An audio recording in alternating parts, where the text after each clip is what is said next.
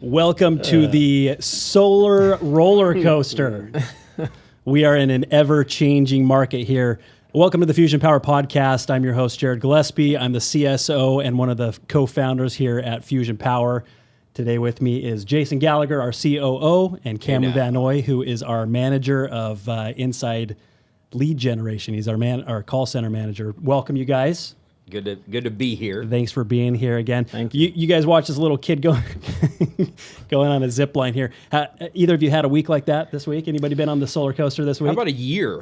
Give me a year. That's been my year. Yeah, last couple of years, as we build things, that's what it looks like every day. It's exciting and crazy at the same time. So that term, the solar coaster, that's a real thing. If you've been in solar for any time at all, you know that it is just up and down, and it's a crazy, crazy world that we live in. Today on our podcast, we're going to talk about how to be adaptable in what seems to be an ever-changing scheme here in the solar world. I've been doing solar since 2013 now, and I've seen changes just nonstop the entire time. But I feel like it's kind of exponentially grown here over the last couple of years. Jason, you've been doing solar forever, right? Yeah, been doing solar since 2014, and I've got to agree with you. It's been a wild ride, but particularly in the last 24 months, I feel like it's. We look especially at 2020. We'll say up until now, the last 2 years. What are some of the biggest changes that you guys have seen in the market here in the last couple of years? One of the biggest changes in the market here in the Valley is just the rising cost with utilities, dealer fees, changing, back ends with getting equipment in. There's just been a lot of changes to the processes as a whole. There's a lot.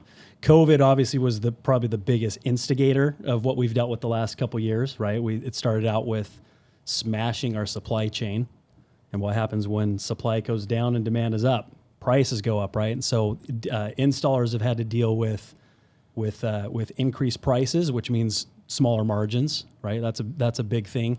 We're dealing with, like you mentioned, Cameron, interest rates are going through the roof right now, which makes lending much more difficult. And then utility buybacks are changing nonstop as well. We've seen that. Let's talk about the utility buyback. And if you're in Arizona, you know about APS. Every single year they drop how much they're going to credit you for the production that you give. We see a very looming and dooming proposition here in California right now with NEM3. It used to be really cool when you went solar. You got this thing called net metering, where if I made a credit and I spun that meter back 1 kilowatt hour, I got 1 kilowatt hour.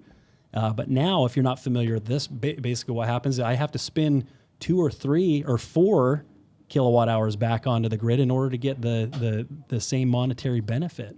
And so instead of doing a 100% offset for a customer, now I'm having to do 150%. What does that mean to the customer?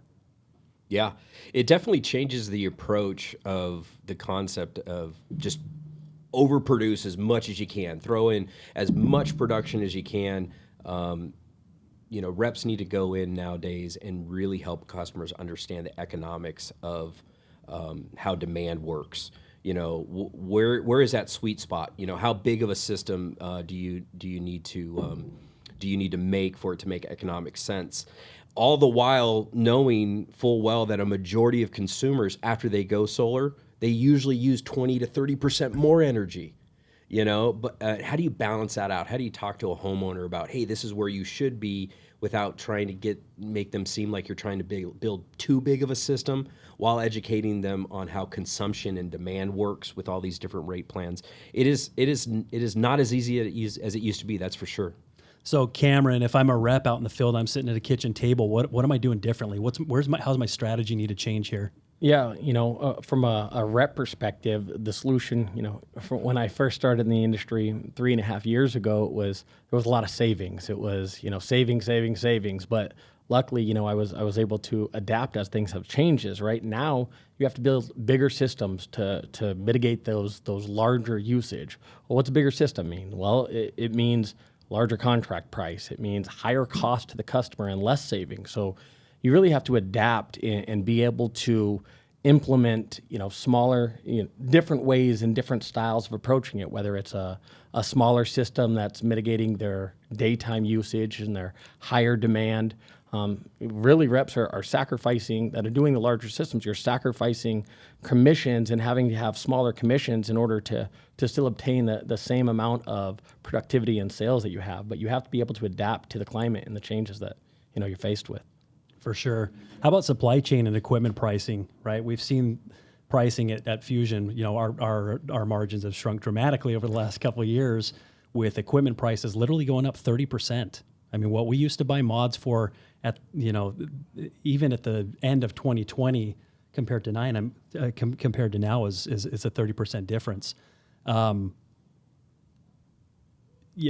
can really destroy a company when you don't have any margin to operate on. Yeah, definitely. You've got to find ways to, operate in that climate, and it's not just cost. A big challenge was availability.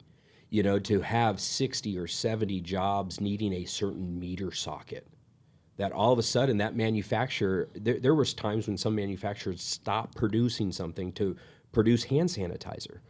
And it's like, wow, we haven't made that meter socket in 6 months. And to need a product, just that one product that might just be a $150 product in order to deliver and finalize the job for the customer. So it's really a balancing act, not just with cost and trying to find savings somewhere else and creating efficiencies, in buying power and leveraging different items, but it's being able to stay on top of your pipeline, understand what's in your pipeline to be able to deliver that job and get it PTO'd for the customer. I feel bad for installers, my peers in the industry, right? Because we get hammered by our sales partners, and I'll say that I'm a salesman first, right? That's what I did for 20 years. But salespeople want it here, they want it now, and they don't want any excuses why we can't deliver. But when you have these issues that you're talking about, Jason, where it's like we have to have a specific piece of equipment that's A, not available, and B, when it is, it costs us 3 or 4x what it used to. It makes it very difficult. And as a company, we rely on margin. Right? There's an operating margin that you run your business off of. And if that keeps getting shrunk, it makes it very difficult to grow. It makes it very, very difficult to supply what you need. And so, for anybody watching this, any reps out there that are wondering, why is it so hard for my installers to get things done in time? Why do they keep, shoving more adders down our throats and stuff like that? Hopefully you can understand that it's all about the economics, Sure. largely as a result of what started in COVID and what's continued with our out of control inflation that we're dealing with right now. And equipment cost is a big part of it, but then you also have to factor in the other major components, labor being a huge one. With inflation, that's going on, and price wars and wage wars, even within smaller markets. Installers and labor forces, they're doing what they should be doing and going out there and looking for the best prevailing wages possible. And ultimately, if an installer wants to stay productive and efficient and retain good tradesmen, they're going to have to compete, and that's got to come from somewhere. Then you factor in some other costs associated with the job, insurance costs, fuel costs. These are all things that if an installer isn't keeping a good eye on it, it could easily get out of control, and they could find themselves in a really sticky situation in a really short period of time. Well, we've seen a couple big names, Yeah. even in the last 4 months. Yeah. Two groups that I didn't think were going to go out of business, but they ended up outgrowing themselves and didn't have the operating capital to make it happen because of what you're talking about there. Yeah. The last couple months have been almost a perfect storm, where you have all those factors come into play: the equipment cost, the labor cost of just overhead, and then you have finance companies coming out and changing the way that they're distributing funds to installers. When you combine all those things, when you just see an M1 drop 5%, 10%. That's a big, substantial amount of money for an installer that's maybe operating on a margin that could easily turn them upside down within a matter of 3-4 weeks. I always joke around with our CFO. He says, cash is king. And I said, yeah, wouldn't it be great, Dan, if the $200 million that we're going to do this year, if we could just get that on January 1, if we can get the $200 million, we'll be great. And then we'll just pay it as we go, but that's not how it works. At any given time, you're pushing money out for equipment. You've got weekly payroll. You've got all these other expenses going on, and you got to watch it like a hawk. You do. And as a sales rep, I want sales reps to understand that sales cycle and how important cash flow is. You know, in this construction business, depending on where you're selling, you know, it might be a 2-month process. It could be even a 3-month process. Well, you got to figure if your installer is floating the upfront costs of commissions and of labor and of trucks and equipment and so on and so forth for 6 weeks at a time, multiply that each time over 6 weeks as their new cycles start. It's an immense amount of capital that's required to do that. And so you got these companies that's like, unless they are able to raise outside money or somehow able to cut down their expenditures, you're going to see a lot more of these installers having to close doors. It's a pretty dangerous situation that we're in right now. Sure. Yeah. And banks are being pretty transparent about it to us right now. Finance companies are making it clear that historically their willingness to fund cash in the solar business, in M1s, they're looking to get away from that. They're looking for installers that are able to provide their own cash flow. And I think there's going to be more and more of a trend of these finance companies pushing a majority of their funding, if not all, to that final stage, which is going to be, you know, a difficult thing for the industry for sure. As a rep, how do I adapt? How do I prepare for that, Cam? Yeah, you know, that's what I was going to say. As a rep, you have to be a part of the change, right? It can't be a race to the bottom. You can't sacrifice margins for yourself and the company. You have to be able to adapt to changing your pitch, changing your style, changing, you know, how you go about it, whether it's the tax incentives that are going, whether it's the pushing the life and the comfort in the home. With these dealer fees changing and going up as high as they have been, understanding what options are available with PPAs and leases and being able to really fit the customer's needs while still maintaining that margin. Yeah. So there's a lot to be able to have to pivot on, right? What, Jason, what do you think is, I got a couple things that I want to discuss here. Actually, you asked me this first question in blue. Oh, yeah. Why don't you interview me on this one? Yeah, let me see here.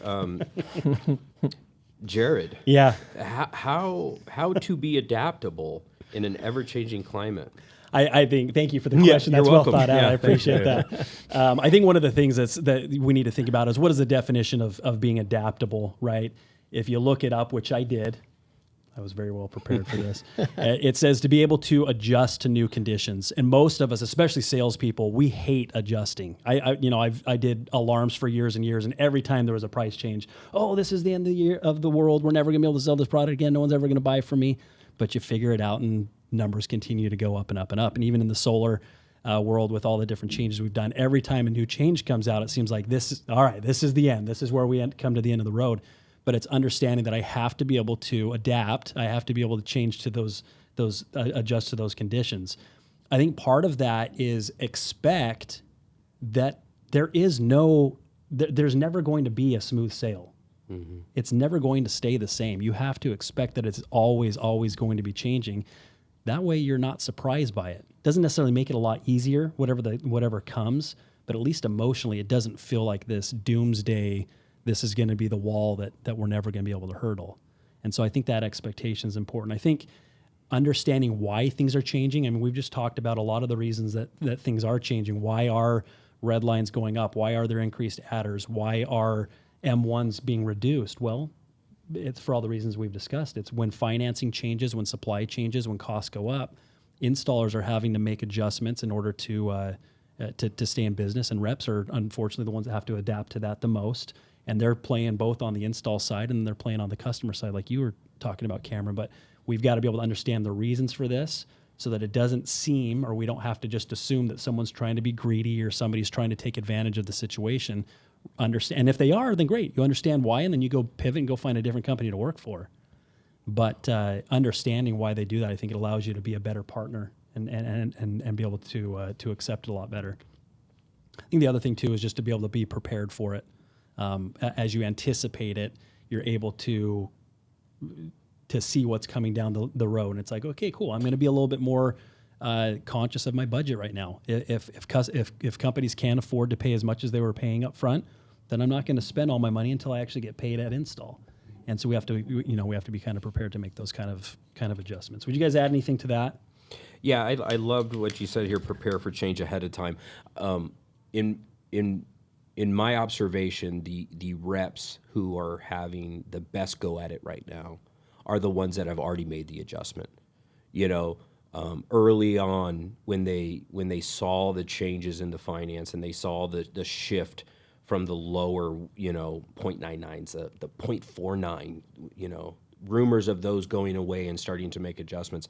I know that there are some reps that started building into their pitch more value adds for what ultimately a lot of customers buy solar for, predictability and comfort, and they started making that adjustment early. They started having conversations like, I love talking to Luke. One of the things that he does at a home is he asks the person, what do you set the thermostat at? And they say, oh, I set it at this. And he's like, is that comfortable? And they go, yeah, it's comfortable. And then he says this, what do you set it when you check into a hotel room? That's comfortable. And it's kind of building the value of predictability and comfort along with savings. And it's those reps that made those adjustments early on that are having a lot easier of a go at it right now.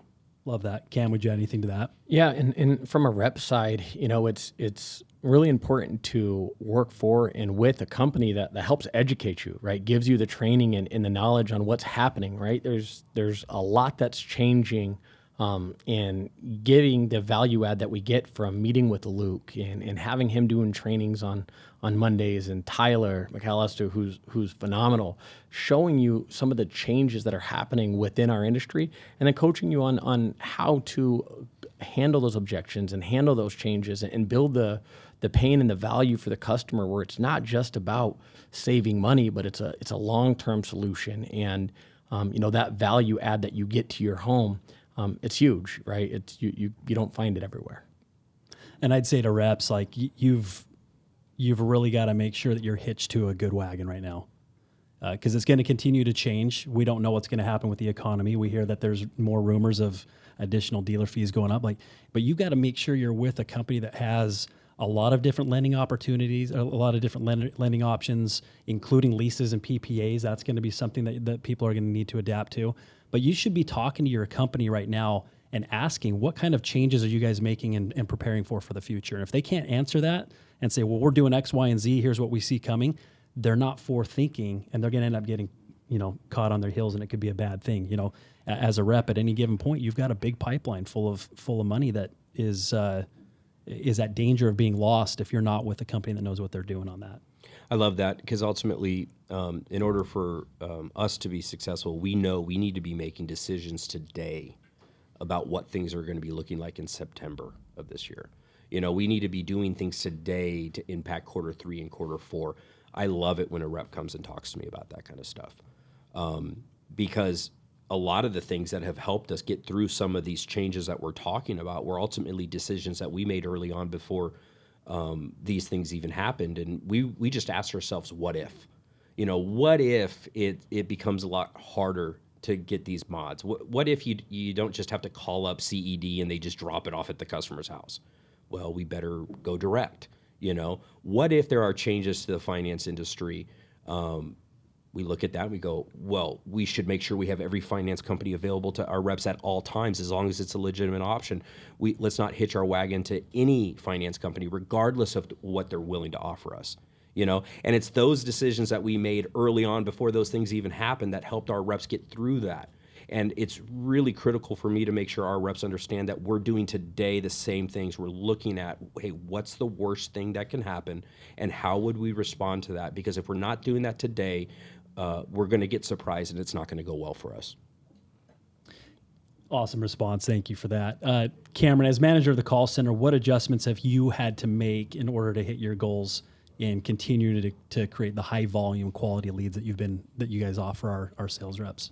Yeah, as the COVID happened, a lot of companies, went the call center model, and they started to but transition into not just door to door, but to making calls and creating it. So being different, right? We had to adapt. It can't be the call, hey, we're calling about solar, are you interested, right? You had to be able to build empathy, build pain, understand what's happening with the industry, understand what is the changes with the utility companies, really educating our folks on all not just, hey, this is how you set an appointment, but educate them on how solar works and kind of adapt the mindset of, we have to go about this and understand that these folks they get called all the time, right? Whether it's solar, it's pest control, it's lawn service, you have to understand where they're coming from and then build value in your presentation. So,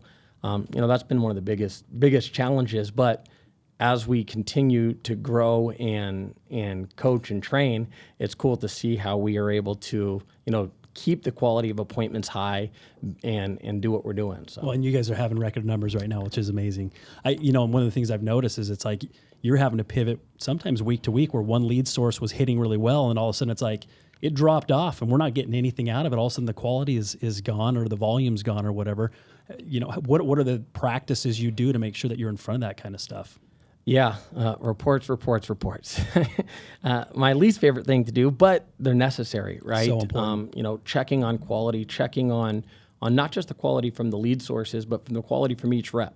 How many appointments are being set? What is being said on the call? What's happening on the back end at those appointments? Really having that communication, the direct communication with each one of our reps, so we understand their style and how they pitch, so we can match a customer's needs to how a rep presents. So, we can create that symmetry in a solution. And then from a lead source perspective, you have to be on top of it, right? As soon as you blink, things change, right? The videos that they play, the way that they generate their leads, if you're not proactive with it and working with them and building those relationships, it gets tough. So I keep good communication with everyone that we work with to ensure that they want to give us their best leads, because we close at a high percentage and it allows us to scale.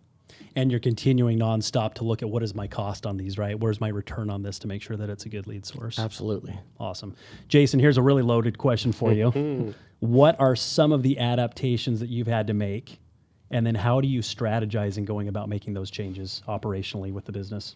I think one thing that was really important for us to do early on was to get our people involved in the 30,000 foot view of what's going on in the industry and what's going on at the company. I have a mentor. He's no longer with us, but he was the lead engineer for the Apache helicopter manufacturing division. And at one time I was talking to him, I said, what was the most important part of your job? He says, one of my most important part of my job is making sure that the guys that are making this understand that if they're drilling a hole, they're not drilling a hole. They're creating an opening in which something else is going to be introduced and how it connects with the whole thing. And if you got a guy just drilling a hole, he's not going to know what he's doing. He's not going to do a really great job compared to a guy creating an opening for something to be introduced. And that's ultimately what we had to do, because our business is getting more complicated. It's important that site surveyors understand that they're not just taking a picture, they're creating something for a design department to go and implement and create something that then goes on to an installer department. And if everyone isn't on the same page and understand, and if they're not mindful of what their tasks are as it relates to the whole process, we're not going to be able to pivot and make changes very easily. If somebody's just in a silo and this is all they're worried about, it's very hard to go in there and say, hey, we have to make this adjustment, because their attitude is like, wait, I don't understand why, versus now I can go into my design department and say, hey, based on this supply issue and this finance company not accepting this anymore, this is what we have to do. Now I've got my guys thinking, okay, great, let me make this change in the template. Not only that, but what's in our pipeline right now that we need to go through and redesign, because we don't want to get that, we don't want to have to resubmit that for a change of scope with the city. It was really important early on that I get everyone invested in that process. And what a task to do that. I mean, you've got such a huge organization with so many people doing so many different things, and to be able to get them all unified on that's incredible. And one of the things that I love about that, Jason, is with one of our company core values of add value, we have that bullet point of being generous. Yeah. And it's the idea behind that is have grace and be generous and understand that everybody's trying to do their best. We're all trying to tackle these different problems in the best way that we know how. Yeah. And it allows us to be a team as we're trying to tackle those sometimes very daunting tasks. Yeah. There's a lot of times that we get to choose between good and better, and there's other times that we're choosing between bad and worse. Yeah, that's the truth. It's not always easy, but when we're all committed to the same cause and understand that this whole is going to support something, that's a great way to look at everything. Yeah. So thank you for that. As we look at some of the changes to be on the outlook for 2023, especially in the sales world of solar, one of the things that I want to bring up, if your installation group hasn't talked to you about it, is there's a very real possibility that M1s are going away, which is crazy, right? A lot of us really rely, a lot of sales reps, especially lead setters or new reps, they really rely on that upfront advance. But that's one of the things that as Jason mentioned, the FinCos out there, they're tired and maybe just unable to continue to float an installer's business. Yeah. The same way that a sales rep gets an M1. Well, where does that M1 come from? Well, it either comes from the company's cash or it comes from the float money from the lender as we're waiting to get that deal installed. And as these lenders are getting more and more strict and they're getting more tight on their ability to lend, most of them are getting rid of their M1s. And so unless the installer has outside money to be able to do that, that's going to be something that may end up getting passed on to reps. So if you're a rep in the field right now, I want you to ask yourself, how do I adapt to that? How do I prepare for the fact that I might have to wait until the job's actually installed? Well, the easy answer to that is make sure you have a good pipeline. Yeah. You've got to sell every single week. Gone are the days of I sell one deal, live off of that for a month, then go out and sell another deal. It doesn't work like that. You have to have every single week, you've got to have an install or two installs coming in so that you're not relying on that upfront money anymore. And so if I'm a rep and I'm thinking, how do I make sure I'm ready for 2023? I'm changing my mentality of I am going to be absolutely consistent every single week and make sure that I have my pipeline full. Yep. And probably just as important for that rep is to have a conversation with your partner that's your EPC partnership and ask them, how are you preparing for that? With these changes in M1s, how do you plan on funding your install company? Because ultimately, that's going to have a huge impact on the income you're making, is whether or not they're going to be able to fund those jobs and install those jobs. If they don't have a plan for cash, it's not going to go well. 100%. Yep. Cameron, just even outside of maybe the solar world or outside of business, how does a person learn to become adaptable? Well, I think when you're learning to become adaptable, How did you learn to become adaptable? Well, for me, I came from a large family. I have 5 brothers and sisters. I was the second oldest of a family of 6, in a lower middle class, I would say lower to start my life. And then we, as my parents worked hard to make sure we had what we needed, they've done better. And then we moved to a middle class, but I was the lower of the middle class. So going into new schools and being the poorer of the group, you kind of have to adapt. You have to see, I see that my family's working hard. My parents are doing what they have to do and busting their butts and improving our lives, while at the same time, although my life is improving, I'm the lower end of where I'm at. So being able to still jump in and fit in and do what you have to do to get through it, it kind of just teaches you life lessons that you take with you the whole time. That's awesome. One more question for you, Jason. As a leader, and I think you kind of talked about helping people see that 30,000 foot view that you talked about. How do you prepare your people for upcoming change? You talked about the strategy of helping them understand, here's our overall goal, this is where we're going, which is very visionary and helping everybody get on that.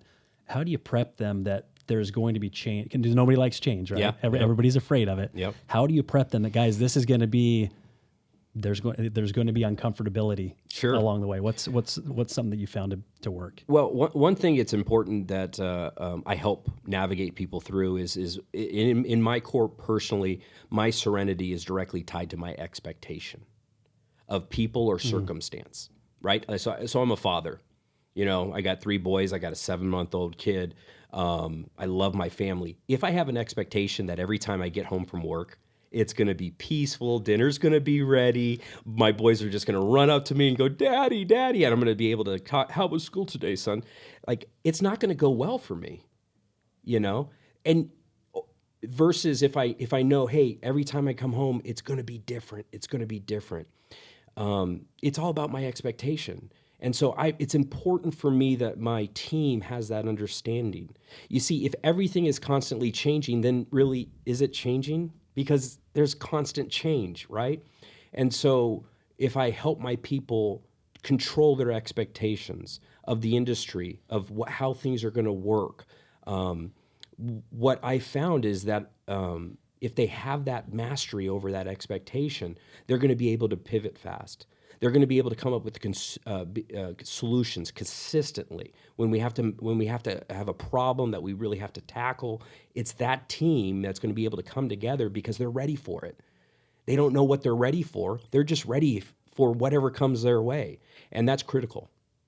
I think it's just part of the culture that we develop, right? It's got to be. It's and again, I go back to our core values of that tenacious grit. Yeah. Is that we are ready to face whatever storm's coming at us. Yeah. Just like that buffalo on the plain, right? We walk through that storm with our heads held high. I'm going to read one quote, and then we're gonna wrap it up here. This is the next closest thing to scripture that I can think of here, guys. This is "As a man thinketh," James Allen. He says, "Man is buffeted by circumstances so long as he believes himself to be the creature of outside conditions. But when he realizes that he has a creative power, and that he may command the hidden soil and seeds of his being out of which circumstances grow, then he becomes the rightful master of himself." Fire. So we cannot control everything that's around us, but what can we control? Right? We control what's inside of us.